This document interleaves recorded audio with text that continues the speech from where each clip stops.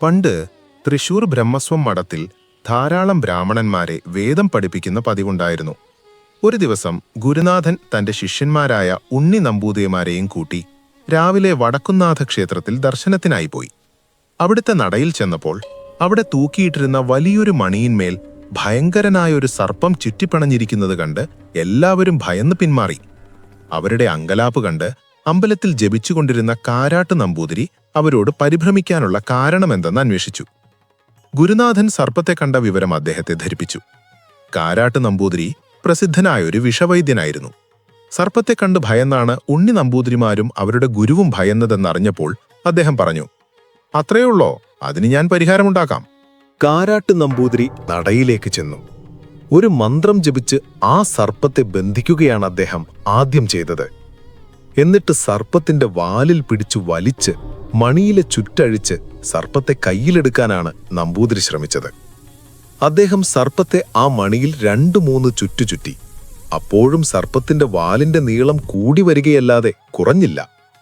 നമ്പൂതിരി അതിന്റെ വാലിൽ പിടിച്ചുകൊണ്ട് ക്ഷേത്രത്തിന് 3 പ്രദക്ഷിണം വെച്ചു. സർപ്പത്തിന്റെ വാലിന് നീളം കൂടി മുദ്ദർശനത്തിന് ചുറ്റായി. എന്നിട്ടും അത് മണിയിന്മേൽ ചുറ്റിയിരുന്ന ഒരു ചുറ്റും വിട്ടില്ല. വാലിന് നീളവും കൂടി. എങ്കിലിതിന് എന്തുമാത്രം നീളമുണ്ടെന്നൊന്ന് അറിയണമല്ലോ. ഇങ്ങനെ മനസ്സിൽ പറഞ്ഞുകൊണ്ട് കാരാട്ട് നമ്പൂതിരി സർപ്പത്തിന്റെ വാലിൽ പിടിച്ചുകൊണ്ട് ക്ഷേത്രത്തിന് പുറത്തിറങ്ങി. സർപ്പം വീണ്ടും നീണ്ടു. നമ്പൂതിരി ക്ഷേത്രത്തിന് 3 വലം വെച്ചു.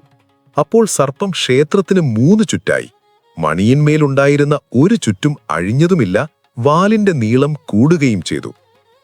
ഇത്രയുമായപ്പോൾ കാരാട്ട് നമ്പൂതിരിക്കും പരിഭ്രമം ജനിച്ചു. സർപ്പം സാമാന്യക്കാരനല്ലെന്ന് അദ്ദേഹത്തിന് ഉറപ്പായി. ഉടൻ തന്നെ സർപ്പത്തിന്റെ വാലിൽ നിന്ന് പിടിവിട്ടിട്ട് അദ്ദേഹം ഓടി വടക്കുവശത്തെ ചിറയിൽ ചെന്ന് ചാടി. അതിലെ വെള്ളത്തിൽ മുങ്ങിക്കിടന്നുകൊണ്ട് നമ്പൂതിരി ഗരുഡനെ ധ്യാനിച്ച് ഒരു മന്ത്രം ജപിച്ചു. ആ സമയത്ത് വടക്കുനാഥന്റെ ശ്രീകോവിലിനകത്ത് നിന്ന് ഒരശരീരി കേട്ടു. വാസുകി, കാരാട്ട് നമ്പൂതിരിയോട് മത്സരിക്കണ്ട, വേഗമിങ്ങോട്ടു പോരൂ. മണിയിന്മേൽ ചുറ്റിക്കിടന്ന സർപ്പരാജാവ് ശ്രീ പരമേശ്വരന്റെ വാക്കുകേട്ടയുടൻ അപ്രത്യക്ഷനായി. കാരാട്ട് നമ്പൂതിരി വെള്ളത്തിൽ നിന്ന് കരയിൽ കയറിയപ്പോൾ സാക്ഷാൽ ഗരുഡൻ പ്രത്യക്ഷപ്പെട്ടു. ക്ഷേത്രത്തിന്റെ ചുറ്റും സർപ്പത്തിന്റെ ചുറ്റു കാണാത്തതിനാൽ അത് അപ്രത്യക്ഷനായെന്ന് മനസ്സിലാക്കിയ നമ്പൂതിരി ഗരുഡനെ വന്ദിക്കുകയും കാര്യങ്ങൾ പറഞ്ഞ ശേഷം മടങ്ങിപ്പോകാൻ അപേക്ഷിക്കുകയും ഉടൻ തന്നെ ഗരുഡൻ അപ്രത്യക്ഷമാവുകയും ചെയ്തു. കാരാട്ട് നമ്പൂതിരിക്ക് വിഷവൈദ്യം കുറെ കൂടി പഠിക്കണമെന്ന് മോഹമുണ്ടായി. അതിനായി ശ്രേഷ്ഠരായ ഗുരുക്കന്മാരെ അന്വേഷിച്ച് അദ്ദേഹം പല സ്ഥലങ്ങളിലും അലഞ്ഞു. കഴിവുള്ളവരാരും തന്നെ മലയാളക്കരയിൽ ഇല്ലെന്ന് മനസ്സിലാക്കിയ നമ്പൂതിരി പരദേശത്തേക്കു കടന്നു. പല ദേശങ്ങളും സഞ്ചരിച്ച് ഒടുവിൽ അദ്ദേഹം ബദര്യാശ്രമത്തിലെത്തി. അവിടെ വിഷവൈദ്യത്തിൽ നിപുണനായ ഒരു സന്യാസിയെ നമ്പൂതിരി കണ്ടുമുട്ടി. മഹർഷേ, ഞാൻ തെക്കു മലയാളക്കരയിൽ നിന്ന് വരുന്ന ഒരു നമ്പൂതിരിയാണ്. കുറച്ച് വിഷവൈദ്യം അഭ്യസിച്ചിട്ടുണ്ട്. കുറച്ചുകൂടി വിഷവൈദ്യം അഭ്യസിക്കണമെന്ന ഒറ്റ ആഗ്രഹത്തിലാണ് ഇവിടെ വരെ എത്തിയത്. അവിടുന്ന് കനിവുണ്ടായി എന്റെ ആഗ്രഹം സാധിച്ചു തരണം. കാരാട്ട് നമ്പൂതിരിയുടെ അപേക്ഷ കേട്ട് സന്യാസി അദ്ദേഹത്തെ ഒന്ന് സൂക്ഷിച്ചു നോക്കി. അങ്ങയ്ക്ക് വിഷവൈദ്യത്തിൽ എന്തെല്ലാം അറിയാം? സന്യാസി ചോദിച്ചു. സർപ്പങ്ങളുടെ എല്ലാം വിഷമിറക്കാനറിയാം, നമ്പൂതിരി പറഞ്ഞു. അത്രയ്ക്കറിയാമോ? എനിക്കതു ശരിയായി തോന്നുന്നില്ല. എങ്കിൽ വരൂ, നമുക്കൊരിടം വരെ പോകാം. സന്യാസി പറഞ്ഞതനുസരിച്ച് ഇരുവരും യാത്രയാരംഭിച്ചു. 2 പേരും അവരവരുടെ ഭാണ്ഡങ്ങളും തോളിൽ തൂക്കിയിരുന്നു.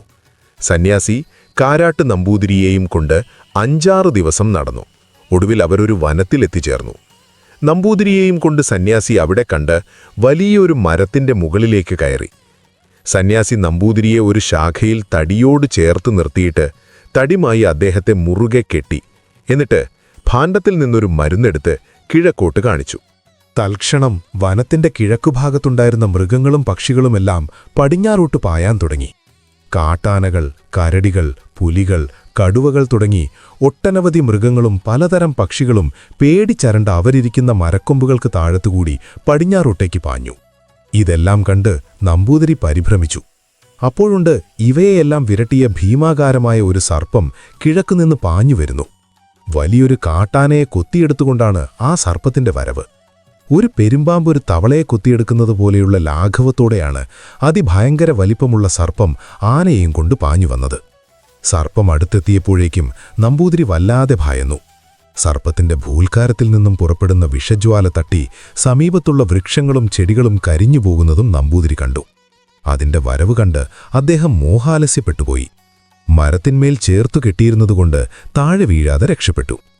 സന്യാസി ഉടനെ ഒരു മരുന്നെടുത്ത് പടിഞ്ഞാറോട്ട് കാണിച്ചു. പക്ഷിമൃഗാദികളെല്ലാം ഉടനെ കിഴക്കോട്ടേക്ക് പാഞ്ഞു. പിന്നാലെ ഭീമാകാരനായ ആ സർപ്പവും പാഞ്ഞു. സർപ്പങ്ങളുടെ എല്ലാം വിഷമിറക്കാമെന്നല്ലേ അങ്ങ് പറഞ്ഞത്? ഇങ്ങനെയുള്ള സർപ്പങ്ങളുടെ വിഷമിറക്കാമോ? സന്യാസി ചോദിച്ചു. അയ്യോ, ഇതിന് ഞാൻ ശക്തനല്ല. ഇത്ര ഭയങ്കരങ്ങളായ സർപ്പങ്ങളുണ്ടെന്ന് തന്നെ ഞാൻ കരുതിയിരുന്നില്ല, നമ്പൂതിരി പറഞ്ഞു.